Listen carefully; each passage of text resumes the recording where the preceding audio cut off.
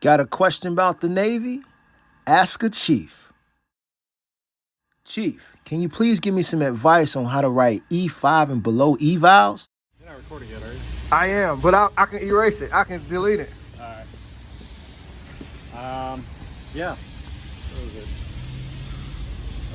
Okay. You ready? Yeah. Okay, ready? Cut. Chief. So one thing when writing your eval, you can tailor your evals to your ladder.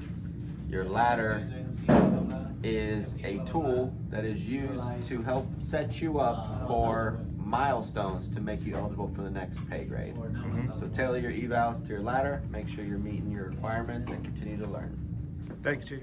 My 2 cents on evals is if sailors really understand and read their performance traits, reading what's in each block, and understanding what that curtails, so that way in a block 3 meets standards, are you meeting the standard?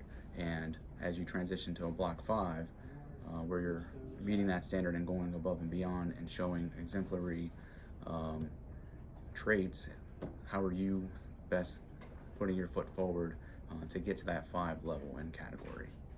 How you doing, Chief? Good, thank you. So in block 43, you want to state your impact for what you do for your job, what you do for your command, and what you do for others. Thank you. Action.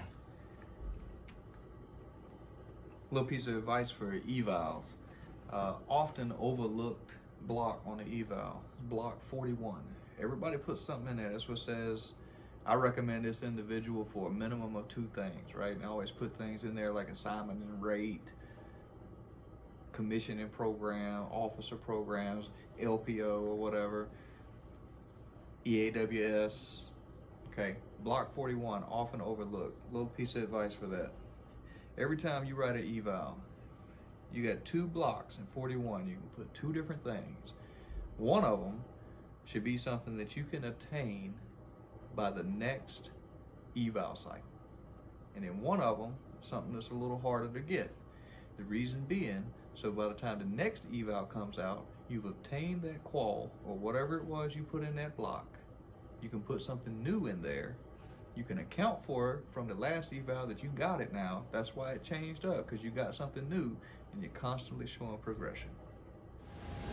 All right, so my input on the evals, your performance mark averages should be reflected in your block 43. If you're saying you're a 4.0 sailor, or 5.0, whatever the case may be, and you're not reflecting it in your block 43, you're wrong. That's it. Cop. All right, so when it comes to writing evals, and you always hear people talk about leaving out fluff, what they mean by that is you don't need words to express what you've accomplished. How you do that is by quantifying those words by numbers. So think to yourself, how many qualifications did I get, right? As far as how many pieces of gear, how many people did you train with and help get that piece of gear? Just because they don't work for you necessarily, you indirectly help them become qualified. So how many people did you help qualify? Those type of numbers is what we call the meat and potatoes of your eval. And that is the most important part about your eval, is the numbers. So don't get caught up in writing nice big words that describe you. Just worry about the numbers. Hey, Chief. Hey, so block 43, when you're writing your eval, make sure you have a good cause and effect. What did you do was the cause, and how did that affect your shop or the command? Cop. Truth and reporting.